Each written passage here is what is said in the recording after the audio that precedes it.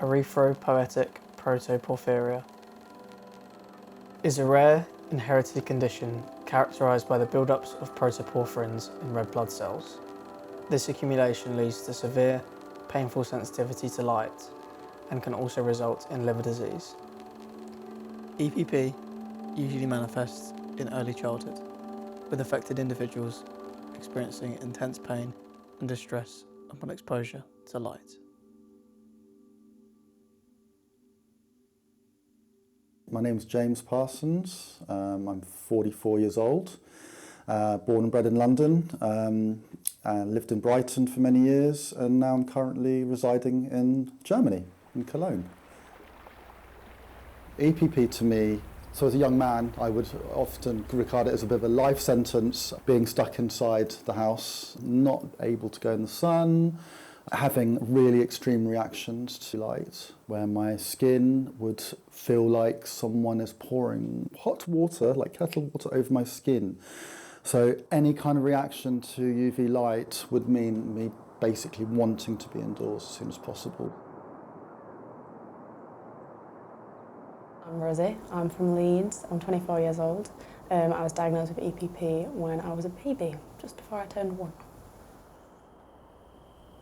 It's a genetic condition in which we have porphyrins in our system, and porphyrins react with UV light, the sun, but also I get issues in like hospitals. I sometimes go on stage and I have issues with stage lighting. It's just anything that puts out a UV light. My skin reacts to it, which isn't the best. There's some medication out on the market at the minute, sadly not in the UK. There's a big frustration in the UK, and I completely understand it because it seems to be passed in so many other places. The US, I think Australia and New Zealand, they've all got it. There's like an implant that everyone wants. It doesn't cure you or anything, it just means you can go out for hours rather than minutes.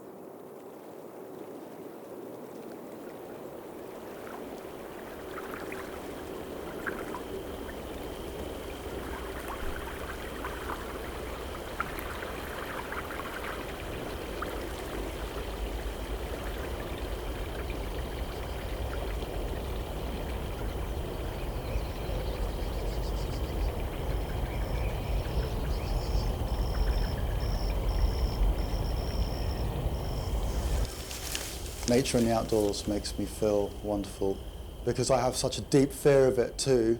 It's ingrained in my life to sort of avoid being in the great outdoors, but to discover a wonderful canopy in northern Germany where my girlfriend lives and just like spend all day under the forest canopy has just been magical for me.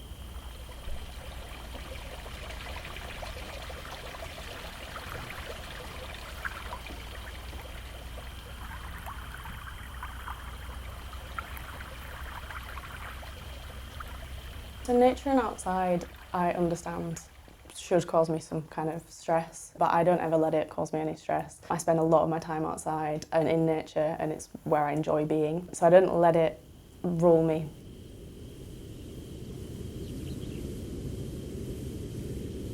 So to adapt for my EPP, I've always upped my sleeves, down my arms, down my legs. I always have a hat with me, I always have sunglasses with me. I'm always the friend to come to if you need sun cream. And I always do that no matter what time of year that is.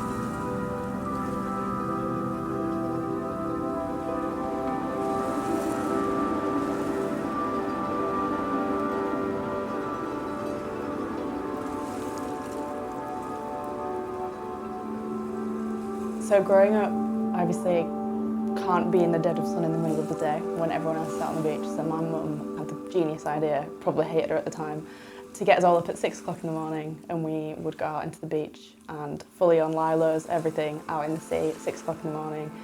And I was able to be out and do that, which everyone seems to be able to do, and I was never allowed to go in the sea. And now I'm thankful to my mum, but that was such a formative memory.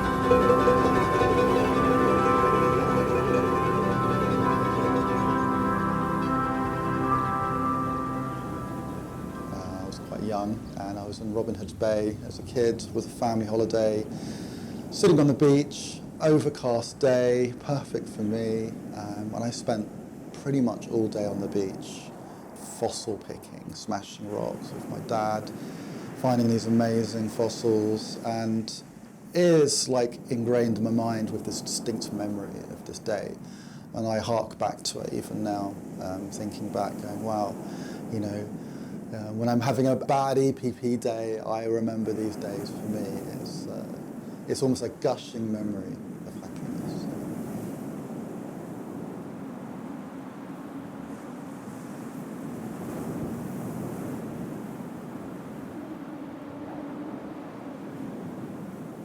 You know, I would hide it. I would shut down and really be withdrawn.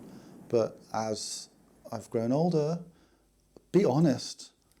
People are interested, people want to know, and it's quite a fascinating disease, however debilitating it is something that I think people are interested in and people respect. So I think it's a lot easier now with the advent of neurodiversity in forefront in media and things like ADHD, autism, and I think 2024 people are really aware and more caring and understanding of people's disabilities that are invisible.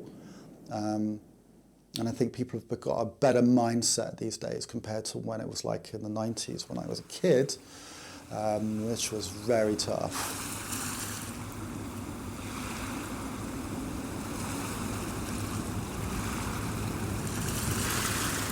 My advice for younger people with EPP is to honestly embrace the people around you.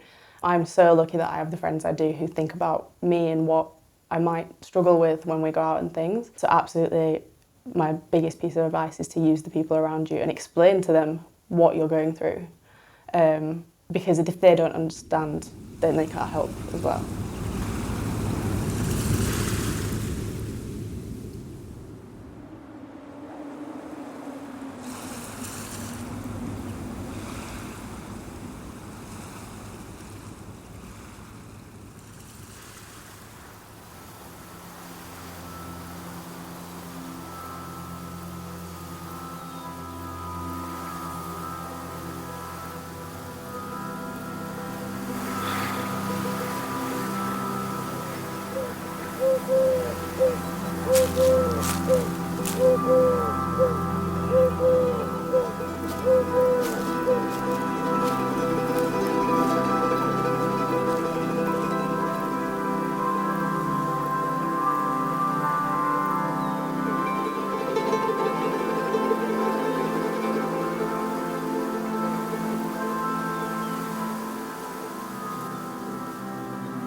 Reconnecting with nature is so important. For someone with EPP who sort of spends a lot of time with the shutters closed, you know, we're human. Even people without EPP, we live off nature. Our body breathes oxygen, we need it. We also need the vitamin D. Even people with EPP, even more so. So you take it when you can. That is so important for me. And to be in the great outdoors, as I call it, the big landscape, to connect with the fields, the sea, the air, the oxygen is fundamental. In the shadowed dance of day and night, where sunlight cuts like a sharpened blade, I walk a path, both dark and bright, in a world where shadows gently fade. The sea calls, the river sings, the forest whispers ancient tunes, and through the sun's harsh thing might bring a reminder to be safe. I will not give up, I will not bow, to fear or pain I will not cower. For every morning I take a vow to seize the day, to claim my power. It may scar my skin, but it will never scar my soul. In nature's arms, I'll rise, I'll win, unbroken, free and whole.